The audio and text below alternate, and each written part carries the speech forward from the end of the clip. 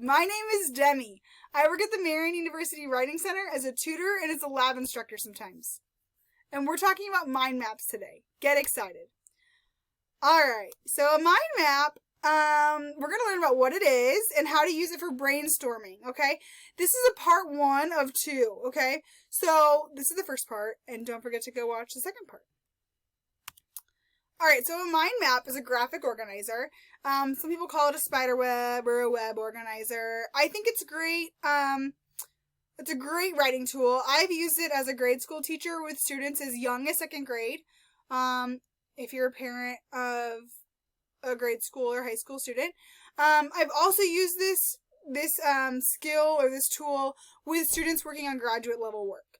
And I think it applies to any kind of writing. Doesn't matter if it's for school or not. I think it should be used to brainstorm. I think it's also a great way to develop a topic further. Like if you have a little bit of an idea about something or what you really are passionate about, but you want to develop the topic, this is a great tool. It's also a great way to build an outline that you can follow as you write. All you need today to be able to do this is a blank piece of paper, some markers, pens, or pencils. It's helpful if they're different colors, but it's not necessary. If you happen to have a writing assignment that you are currently working on or needing to work on, this would be a great time to pull out that writing assignment, so you can kind of keep track when you're brainstorming of what you need to include. Okay. For the sake of this video, I'm going to pretend that I've been given the assignment to write about animals. I haven't been given a particular topic aside from that, so it's my choice of what specific topic I write about within the topic of animals. So I'm going to start with this blank piece of paper.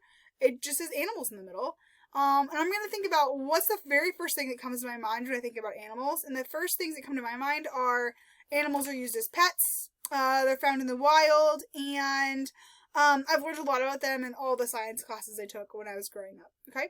So that's 3 things. And I'm going to go ahead and write them down, those first 3 things around my topic. It doesn't have to be 3. It can be more than 3.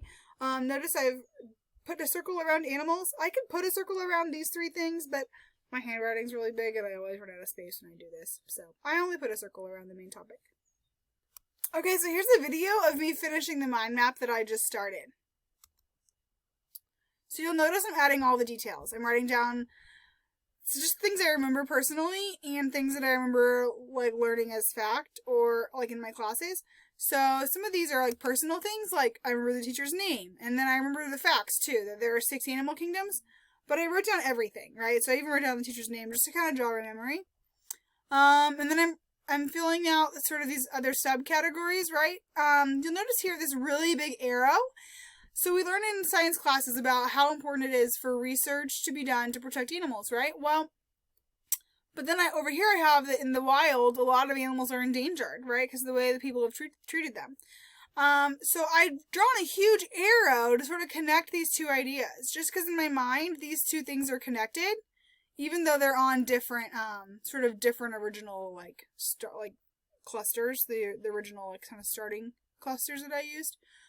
You'll also notice that, like, I talk about Disney movies, right? Disney uses animal, like, characters in their movies. This is not scientific, but it's something I know about animals, and even though I might not write about this later, it's important for me to include because it kind of maps everything that I know. I never know when I might need a piece of information that I forgot about.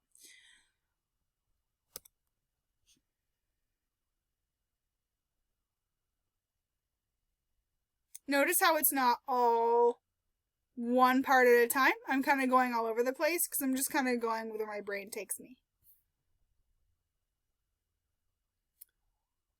You'll notice there's even more detail. I've listed movie names. I've listed more animal examples.